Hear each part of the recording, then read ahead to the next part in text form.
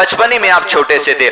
आमिना को कुछ ही दिन के बाद जब सीरत निगारों के मुताबिक इंतकाल के आपके वालिद के 1.5 या 2 महीने के बाद पैदाइश हुई, 9 रबीउल अव्वल की तारीख थी। आमिना कहती हैं आम बच्चों की तरह जो हमल औरत को होता है, वजन हो जाता पेट में, चलने के लिए तकलीफ होती, लेकिन आमिना अल्लाह के नबी सल्लल्लाहु अलैहि वसल्लम की वालिदा कहती हैं मेरे साथ ऐसा मामला नहीं था, मोहम्मद का जो हमल था बहुत ही हल्का था, मुझे तकलीफ महसूस नहीं होती और बड़ी आसानी के साथ इसके मैंने दोस्तों जन्म दे दिया। जिस तरह आम औरतों को तकलीफ होती है वैसा मामला मेरे साथ नहीं हुआ।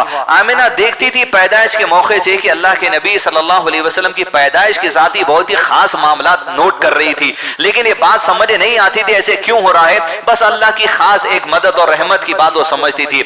जिंदगी आगे बढ़ती गई, अल्लाह के नबी सल्लल्लाहु अलैहि वसल्लम की पैदाइश हुई 9 रबीउल अव्वल की तारीख को, लेकिन पैदाइश के मौके पर लोग कहते हैं कि जब पता चला नबी सल्लल्लाहु अलैहि वसल्लम के दादा अब्दुल मुत्तलिब को कि दोस्तों लड़का पैदा हुआ है, तो उसने हाथ से अपनी अंगूठी निकालकर फेंक दी और जहन्नम में उसकी उस उंगली को नहीं जलाया जाएगा। कुफ्र पर जिसकी मौत हुई वो तो जहन्नम के अंदर ही दोस्तों मरने वाला है, लेकिन कोई जहन्नम से उसे हमेशा निकाल नहीं सकता, कुफ्र के लिए हमेशा की जहन्नम है। अब अंगूठी का हिस्सा नहीं जलता, वो अल्लाह आलम, हदीस सही है हदीस दईफ है, अल्लाह बेहतर जाने। अगर नहीं भी जलता तो कुफ्र पर मौत किसी की होती हो तो हमेशा की जहन्नम अकीदा मुझको और आपको रखना है। अब हर कोई यूं मिलाद के मौके पे अंगूठियां निकाल के फेंकते बैठे तो अमल जो सो फिर छोड़ देके खाली अंगूठियां बनाते रहो, ठप्पे मारते रहो, लोगों में फैलाते रहो। यूं आप सल्लल्लाहु अलैहि वसल्लम की जिंदगी बचपन की आगे बढ़ने का आगाज हुआ।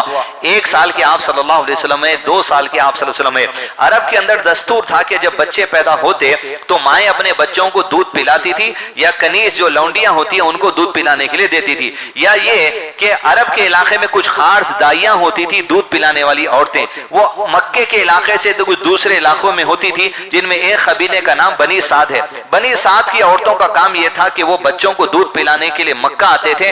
मक्का आकर वहां पर जो बच्चे घरों में पैदा होने की इत्तला मिलती, बच्चों को अपने साथ 2 साल के एग्रीमेंट के लिए वालिदैन से लेके चले जाते, देहातों में गांव में ले जाते, वहां उन्हें दूध वगैरह पिलाते, उनकी सेहत का ख्याल रखते, इसके बदले उन्हें कुछ पैसा दिया जाता, तनख्वाह, सैलरी, मुआवजा दिया जाता, वो मुआवजे की बात करके चले जाते। बनी साद की कई औरतों में एक खातून थी जिसका नाम था हलीमा।